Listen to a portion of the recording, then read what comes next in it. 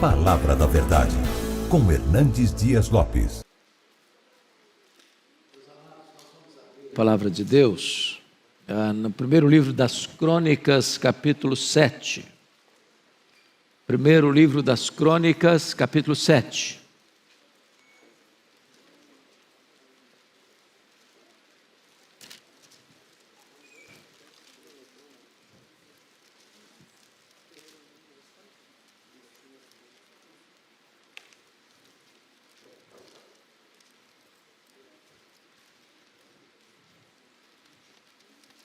Nós vamos ler do verso 20 ao 27.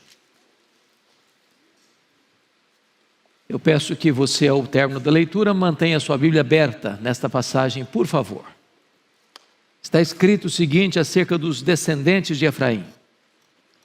Era filho de Efraim Sutela, de quem foi filho Bered, de quem foi filho Taate, de quem foi filho Eliada, de quem foi filho Taate, de quem foi filho Zebade, de quem foi filho Sutela, e ainda Ezer e Eliade, mortos pelos homens de Gate, naturais da terra, pois eles desceram para roubar o gado destes.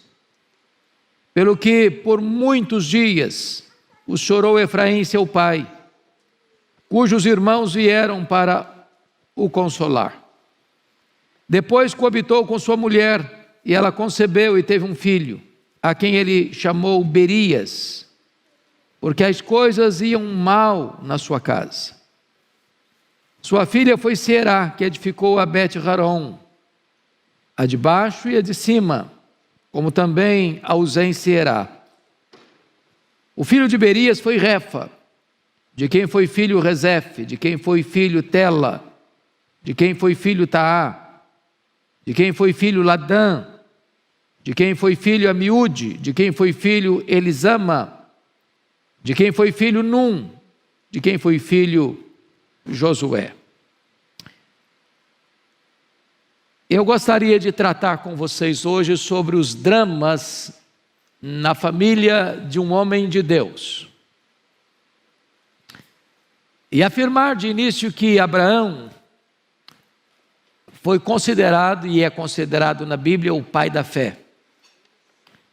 Diz a Bíblia que nele foram abençoadas todas as famílias da terra. Seu filho Isaque, herdeiro de uma grande promessa, tornou-se o pai, o progenitor de Jacó, o pai das 12 tribos de Israel. José foi o filho mais preeminente de Jacó, vindo a ser o governador do Egito. E no Egito nasceram-lhe os 2 filhos, Manassés, que significa Deus me fez esquecer, em outras palavras, perdão, e Efraim, duplamente abençoado. 2 filhos de Efraim, portanto, netos de José, governador do Egito, diz a Bíblia, tornaram-se ladrões de gado e foram assassinados pelos homens de Gate, com a mão na botija.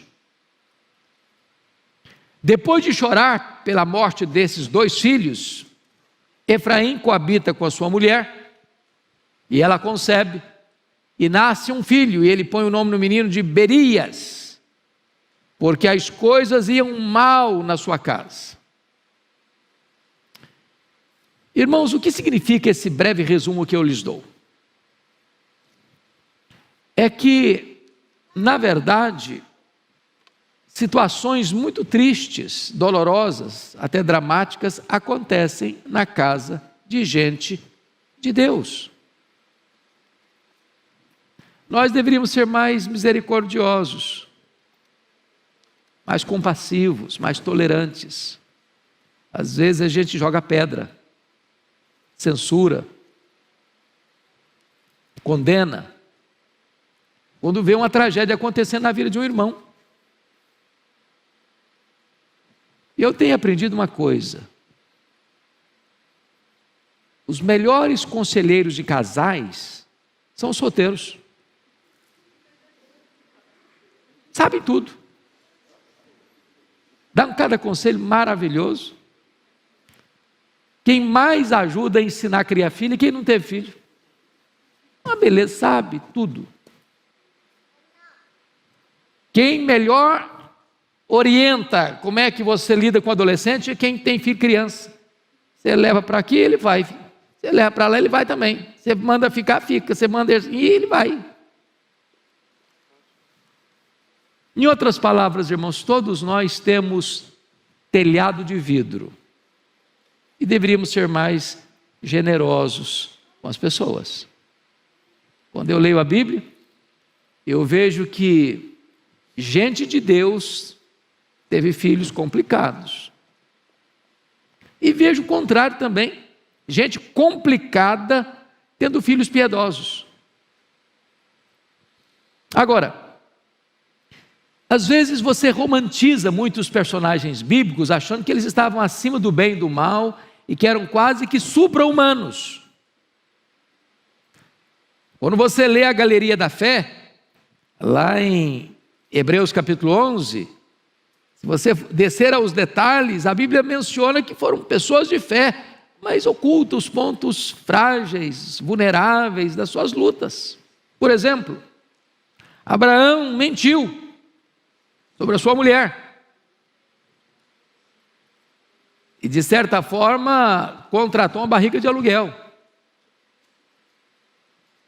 O Isaac gostava mais de um filho que do outro. E criou uma guerra dentro de casa.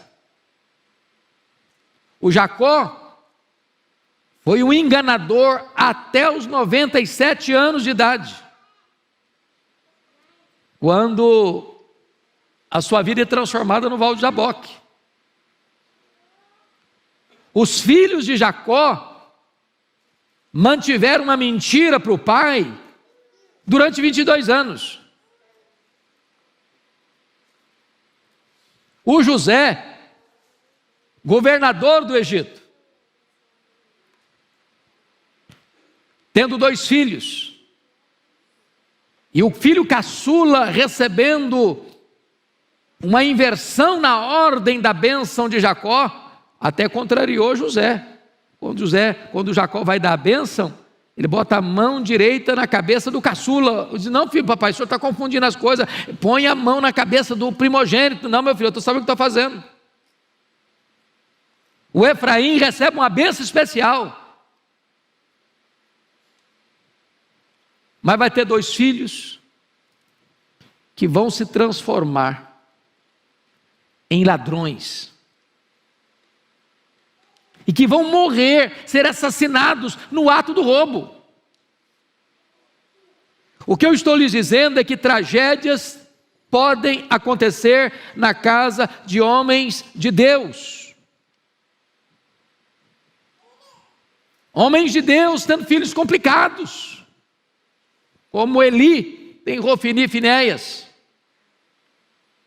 como Samuel, o homem que tem coragem de, no final da vida dele, e ele que ocupava a posição de profeta, sacerdote e juiz, de ir para frente da televisão, Jornal Nacional, para a nação inteira escutar, chamando a liderança toda para dar um relatório, falando: eu quero desafiar vocês, se alguém tem alguma coisa contra mim, nesses anos todos que eu fui juiz, se eu roubei um bezerro de alguém, um cabrito de alguém, se eu fui desonesto no trato da coisa pública, e a nação em peso deu testemunho: não, Samuel, você nunca agiu com deselegância, ou com injustiça, ou com iniquidade, saqueando o erário público, você foi íntegro. Mas os filhos dele não foram. Os filhos dele não tiveram o mesmo estofo moral que ele teve. Você pega homem como Davi, o homem segundo o coração de Deus, e ele vive verdadeiros dramas dentro da família. De um filho estuprando a irmã, de outro filho assassinando o estuprador, Até depois que ele morre, ainda tem assassinato dentro da sua casa. Quando Salomão manda matar Adonias. Você vê um Ezequias gerando um Manassés, o maior monstro da história dos reis de Judá. Em outras palavras, irmãos, nem sempre os filhos seguem a pegada dos pais. Eu vou fazer uma pergunta, não precisa levantar a mão não. Mas quem aqui nesse auditório nunca chorou por um drama de família?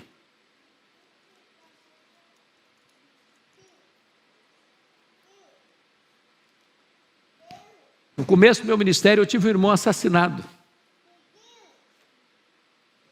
E a minha mãe quase enlouqueceu de tanta dor. Quase enlouqueceu de tanto sofrimento. Às vezes você vê homens, mulheres de Deus na igreja, e você não sabe tantas vezes as lutas, os dramas que estas mesmas pessoas enfrentam lá dentro da casa, lá dentro da família, lá com seus parentes, lá com seus familiares.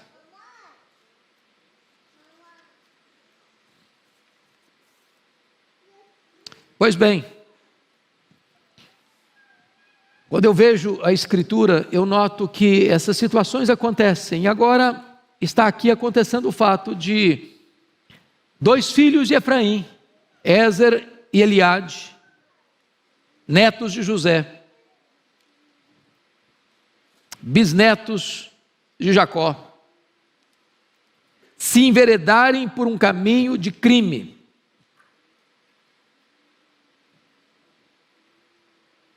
E eu vejo agora esse pai chamado Efraim, depois de chorar, coabitar com a sua mulher, e quando ela engravida, ele não fica feliz. Ele não se consola com o filho que vai nascer. Ao contrário, carimba o menino, botando o nome dele de Berias. E Berias significa exatamente isso: as coisas vão mal na minha casa. Esse menino nasceu só para piorar a situação. Ele não devia ter nascido. Quantas famílias que eu conheço, irmãos, que não se alegram quando um filho chega, quando a mulher engravida. Não queria, não esperava, não desejava, achando que vai trazer mais problema, ou que os dramas que se viveu, ou se viver até hoje, vão se agravar ainda mais com a chegada de mais uma pessoa na família. Efraim chora a morte dos filhos, e ele chorou por muito tempo, é o que a Bíblia diz. Olha aí o versículo 22, pelo que por muitos dias o chorou Efraim seu pai, cujos irmãos vieram para o consolar. E aqui eu fico imaginando, irmãos, a dor de um pai e de uma mãe. A Bíblia não menciona a mãe aqui. Mas pensem comigo que há diferentes graus de sofrimento dependendo do drama que se passa. Uma coisa é morrer um membro da família por uma enfermidade, às vezes longa, às vezes rápida. Outra coisa é você lidar com o drama de um acidente. Saiu de casa com saúde, daqui a pouquinho o telefone toca, um acidente. Outra coisa é você lidar com o drama de um assassinato. Você lida com dois problemas: você lida com a dor da saudade e você lida com a dor da revolta, da mágoa. Outra coisa é você lidar com um luto onde o filho ou o parente estava no ato de um crime. Como os meninos lá, estava roubando. E aquele tipo de roubo que não é roubo de carteira, não dá para enfiar uma vaca no bolso. Não dá para esconder no cofre. Não dá para desviar para uma conta bancária no exterior. Esse é outro tipo de sofrimento. Como é outro tipo de sofrimento quando a família lida com o drama do suicídio. São vários graus, são vários níveis de sofrimento. E eu fico imaginando o que Efraim devia estar pensando: meu Deus, onde eu errei? Que é a pergunta dos pais: onde eu errei? Por que eu não vi? Por que eu não percebi? Por que eu não fui mais rigoroso no enfrentamento do problema? Porque além da dor do luto, o Efraim está lidando agora com a dor da culpa, que é um chicote impiedoso. A culpa. Mas agora diz a Bíblia que, no meio de tanta dor, de tanto sofrimento, ele coabita com a sua mulher, ela engravida, e quando o menino nasce, ele que já tinha botado nomes bonitos nos meninos, viu? Você tem uma ideia, o Ezer, que foi ladrão, o nome dele significa tesouro. O Eliade, que foi ladrão também, que morreu no ato do crime, significa Deus testifica. Botou nome bonito nos meninos e deu tudo errado. Agora ele está tão triste, está tão doloroso, que nasce o menino e ele bota o nome de Berias. Está mal aqui em casa, está tudo ruim aqui em casa, então vou carimbar esse menino, vou levantar um monumento à minha dor, à minha frustração, à minha amargura. Está tudo errado. Então eu gostaria que, à luz dessa narrativa bíblica, ou dessa tragédia familiar, nós tirássemos aqui algumas lições. Primeiro, Efraim não conseguiu diagnosticar as tragédias que rondavam a sua família de forma preventiva. E nós nem de longe estamos aqui querendo culpar o Efraim. Mas quem sabe, sinais,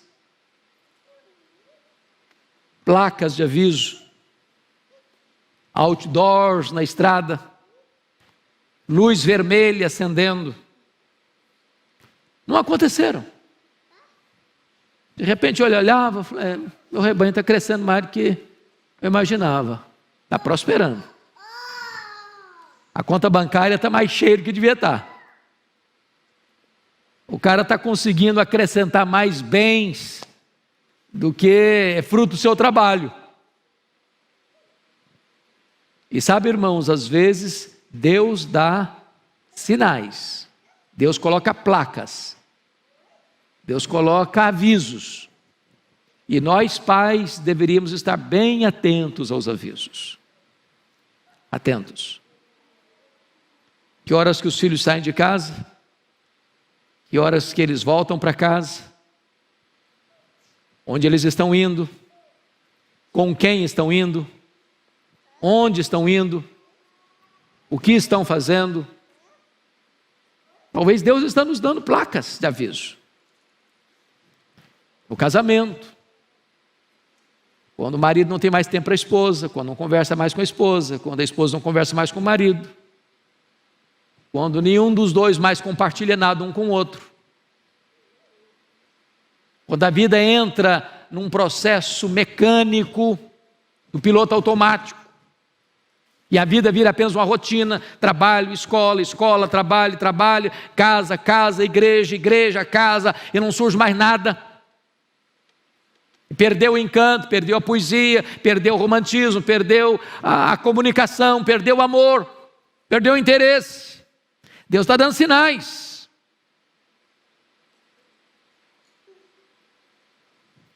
Segunda coisa, parece-nos que Efraim desistiu de viver quando a tragédia desabou sobre a sua família. Porque você percebe que os meninos foram, os filhos dele desceram para roubar o gado e foram assassinados. E o verso 22 diz: pelo que por muitos dias os chorou Efraim. Eu imagino o que é um pai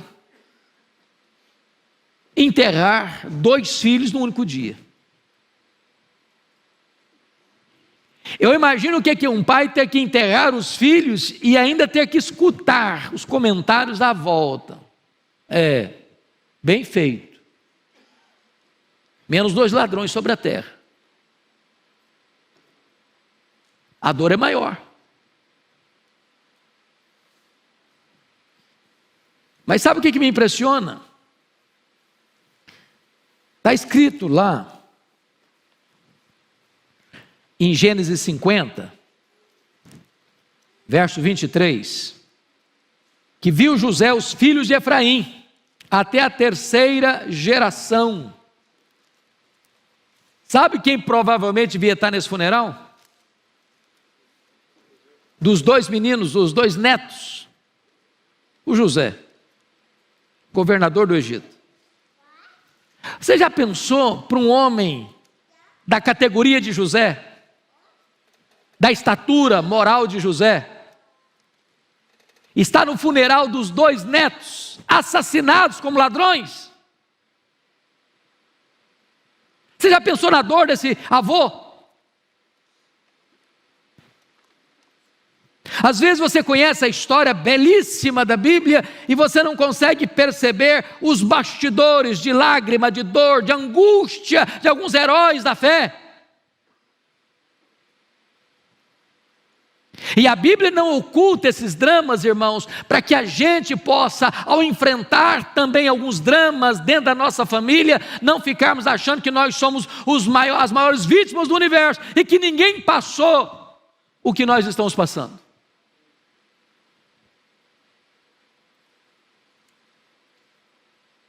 Hoje, muitos de nós escondem as emoções atrás de óculos escuros, né? As pessoas choram e ninguém vê. O cara está com olheira e ninguém percebe. Mas Efraim descarregou suas frustrações e desânimo na vida dos filhos. Descarregou em Berias. E eu fico olhando, quando a Bíblia vai mencionar nomes,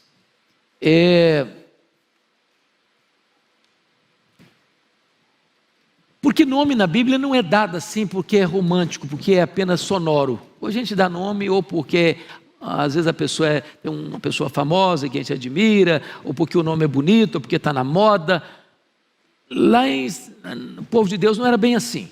É por isso que você vê alguns nomes muito estranhos, né? Difíceis até de pronunciar. Mas pega, por exemplo, quando a Raquel morre no parto, mas consegue ainda dar nome ao caçula dela antes de expirar. Benoni, filho da minha dor. O Jacó, muito sábio, disse: não, esse menino não vai ficar com esse carimbo. Ele não vai ter que sofrer esse drama, não. Vou trocar o nome dele para Benjamim, filho da minha destra. Mudou o nome. Você pega, por exemplo, o drama que foi quando a mulher de um dos filhos de Elias, Rofini, morreu na batalha. Eram homens maus, ímpios. A arca foi roubada, o sogrão morre, quebra o pescoço da cadeira, cai e morre. A nação rendida ao inimigo. E ela bota o nome no menino de Icabode, foi-se a glória do Senhor. Eu imagino como é que o Icabode deve ter sofrido. Toda vez que ele era chamado na escola, foi-se a glória do Senhor, foi-se a glória do Senhor, foi-se a glória, onde o cara ia, foi-se a glória do Senhor. Eu fico olhando a história de Jabes, porque em meio de dores a sua mãe o deu à luz, e ele disse: Senhor Deus, tomara que me abençoes, que me livres do mal. Eu não quero viver carimbado por esse nome, Senhor. Muda minha sorte, muda minha história.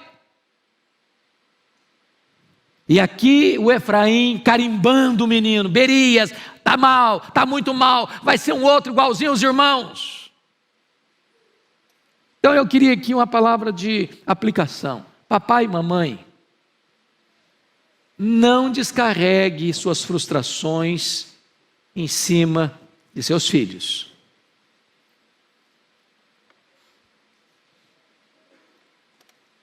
Duas coisas aqui. Primeiro, nós não temos o direito de descarregar em cima dos nossos filhos as nossas frustrações, os nossos dramas pessoais. Eles vão escrever a sua história. E Deus vai dar graça a eles para superar as suas dores. Segundo, temos que ter cuidado para não querer fazer dos nossos filhos um instrumento da realização dos nossos sonhos pessoais.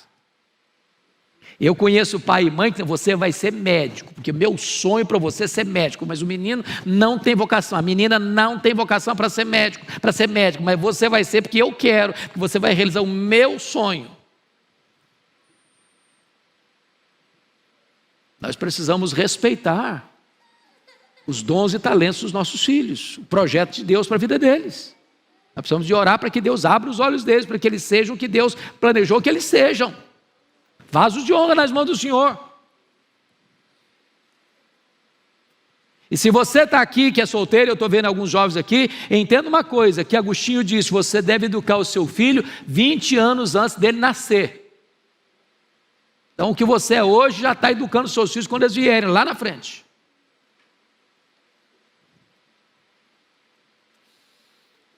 Mas em quarto lugar, Efraim não consegue ver o que é bem em sua casa. Porque quando algumas coisas vão mal, não se consegue ver direito o que vai bem. Então olha comigo aí o versículo 24. Sua filha foi Será, que edificou a Bet-Horon, a de baixo e a de cima, como também a Uzem Será. Olha que coisa engraçada. Ele tem 2 meninos ladrões, mas tem uma filha empreendedora. Numa mesma casa, debaixo do mesmo teto, que recebeu a mesma instrução, se assentou ao redor da mesma mesa, para as mesmas refeições, que escutou os mesmos conselhos. Agora, me permita dizer isso. Quando alguém na nossa casa começa a dar mais trabalho para os pais, via de regra, esse filho ou essa filha drena todas as energias da família e é alvo da concentração de toda a atenção. E aí é um grande risco. A família se preocupa só com aquele que está dando problema e se esquece de quem está indo bem. Não estimula, não valoriza, não reconhece, não dá sustentação. O Efraim está tão ocupado em chorar pelos meninos que morreram, que ele não está conseguindo perceber, notar que tem uma filha dentro de casa, que é uma grande empreendedora, uma grande construtora, que está levando a vida para frente e que está empreendendo de uma maneira extraordinária.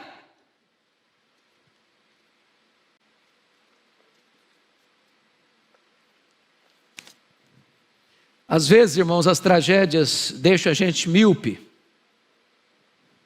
incapaz de ver o que está indo bem, só reclama que está indo mal, só chora porque está indo mal. O que está dando certo na sua casa?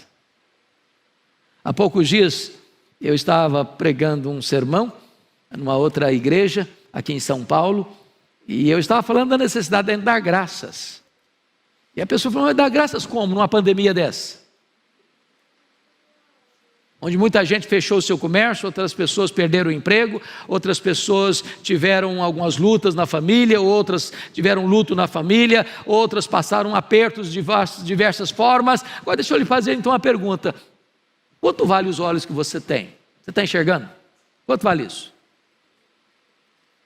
Você está me ouvindo? Quanto vale você ter ouvidos que escutam? Seu cérebro está funcionando? Quanto vale isso? Quanto vale você ter pernas para andar? Quanto vale? Quanto vale você ter braços para trabalhar e para abraçar? Quanto vale isso? Quanto vale você ter um coração que bombeia sangue e dá vida para a sua vida? Quanto vale isso? Quanto vale seu coração? Quanto vale você ter pulmões que jogam ar para dentro de você e mantém você vivo? Quanto vale isso você respirar? Quanto vale você ter 2 rins que filtram as impurezas do seu corpo e tira as impurezas do seu corpo? Quanto vale isso? Quanto vale você ter uma casa? Quanto vale você ter uma cama? Quanto vale você ter uma mesa? Quanto vale você ter pão na sua casa? Quanto vale você ter um teto? Quanto vale você ter uma família? Quanto vale você ter família e amigos? Quanto vale você ter uma igreja? Quanto vale você ter Jesus e a vida eterna e o seu nome escrito no livro da vida? Quanto vale? Pare de murmurar. Comece a ver as coisas boas da vida, comece a ver o que Deus tem feito. O simples fato de você e eu estarmos aqui nesta noite de pandemia já é um milagre da graça de Deus.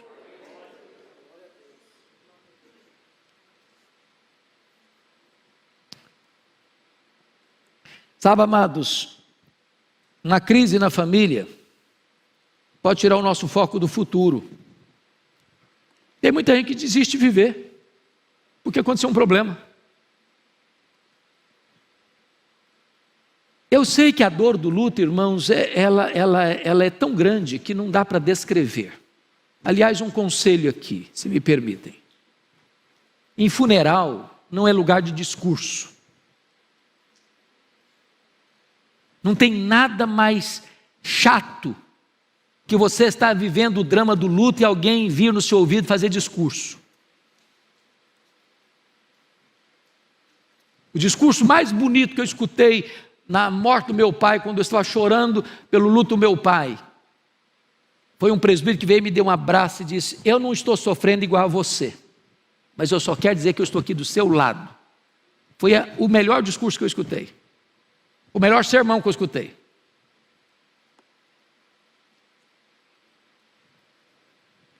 Então o luto tem hora de ter e tem hora de acabar.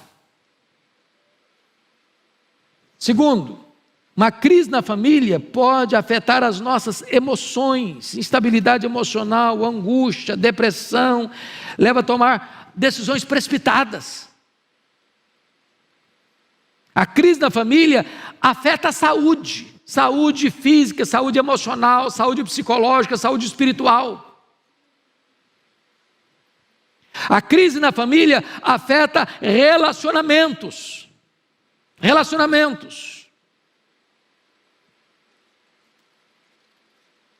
Então, preste atenção nisso. A crise na família afeta até mesmo o nosso relacionamento com Deus. Como aconteceu com a mulher de Jó, com a amarga com Deus. Jó, não compensa servir a Deus, não. Com esse sofrimento, não. Melhor se amaldiçoar esse Deus e morrer, que para mim não dá mais. Tem muita gente rebelada, revoltada contra Deus. Mas deixa eu terminar. Quando tudo parece ser cinzento na sua casa, saiba uma coisa: Deus ainda, para você, Ele sabe, mas para você não sabe ainda. Ele não escreveu o último capítulo ainda da sua existência. Ele ainda está escrevendo a sua história. Você não enxerga no escuro, você não vê na curva. Você não sabe como é que vai encerrar este capítulo da sua vida. E eu queria chamar a sua atenção para o que está acontecendo aqui, nos versos 25 a 27. Eu sei que os nomes não são fáceis de ler, não, por isso eu vou ler sozinho e você só escuta. Senão vai enganchar aqui a leitura, vai ficar ruim. Olha aí o que está escrito. O filho de Berias foi Refa, de quem foi filho Rezefe, de quem foi filho Tela, de quem foi filho Taá, de quem foi filho Ladã, de quem foi filho Amiúde, de quem foi filho Elisama, de quem foi filho Num, de quem foi filho Josué. Esse menino que o Efraim carimbou, o Berias, está tudo errado,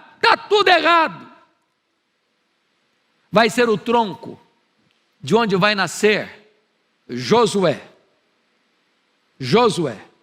o grande comandante que vai introduzir o povo de Israel na terra prometida. Josué, no hebraico, é a mesma palavra Jesus no grego.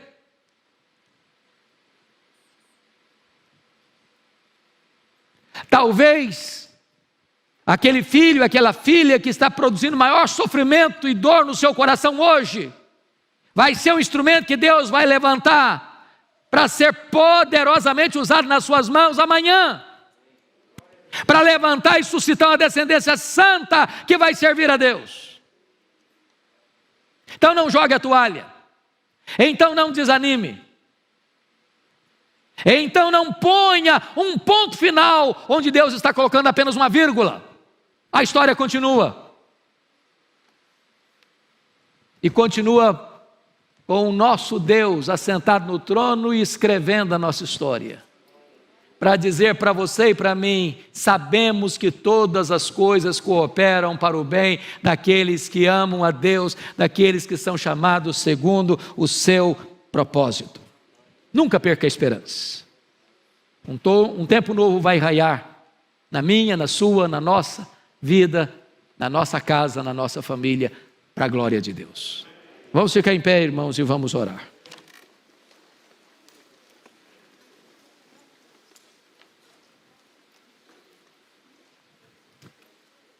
Quem precisa de oração para a sua família aqui hoje? Bendito seja Deus. Eu preciso.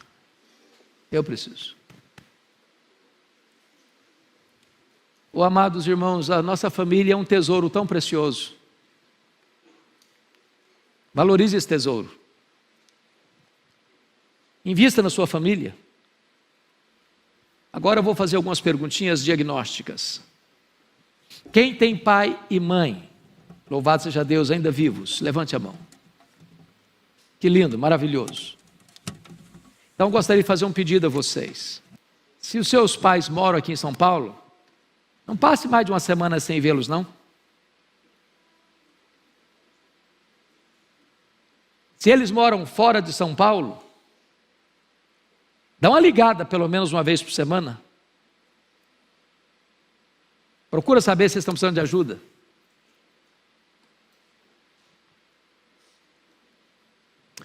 Quem tem filho, criança, bebê ainda, criancinha? Alguns. Comece a dar muito carinho para eles. Dê mais tempo do que coisas. Nossos filhos precisam muito mais de presença do que de presentes. Quem tem filho adolescente aqui? Filho adolescente. Ok. Fique tranquilo, viu? Vai passar. Vai passar.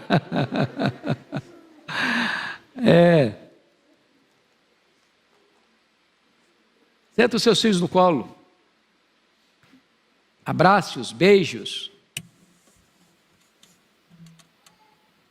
Você vai ver que Deus vai fazer maravilhas.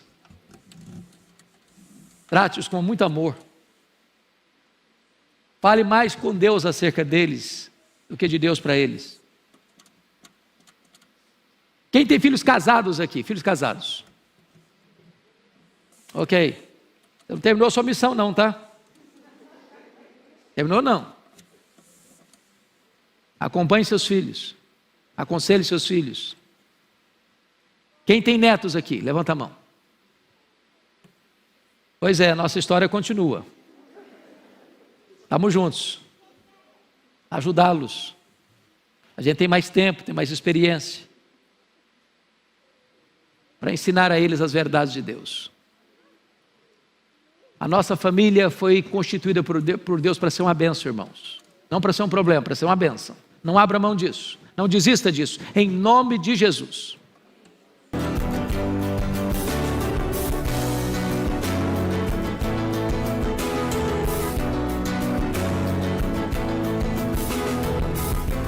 Palavra da Verdade, com Hernandes Dias Lopes.